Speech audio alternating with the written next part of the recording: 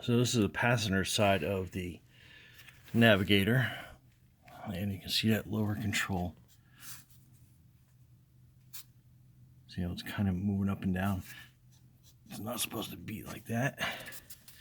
Your upper control arms, they don't look bad, but I would suggest probably replacing those.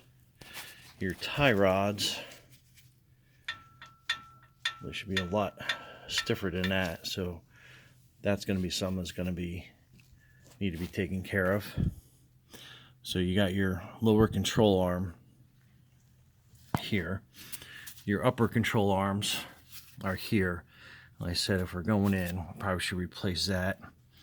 And what you were describing, kind of like a wheel locking up, this is kind of like your sway bar linkage, and that's supposed to be like a final thing to keep everything nice and tight. These don't look bad, but if we're going to be in here, I would suggest probably replacing those. And actually, I can feel underneath here, that feels loose. So the linkage definitely needs to be replaced. And then on the driver's side, your upper sway, your upper control arm, again, I'd probably replace that. That boot looks definitely on the older side. And then your sway linkage is here. And it feels pretty good, but I recommend replacing that. And then same thing,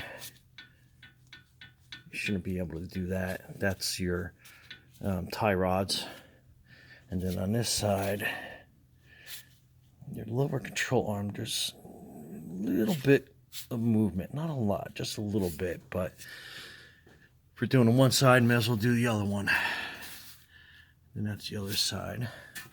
And your bearings, I don't see any movement in those, so that's good. Let me check the bearing on the other side. And yeah, that seems okay. So while you lost some control, or you had the wheel lock up, I'm not entirely sure, but it was probably a combination of your tie rod acting up and then the sway bar. Like I said, you shouldn't be able to move it by hand that easy. Anyway, here you go.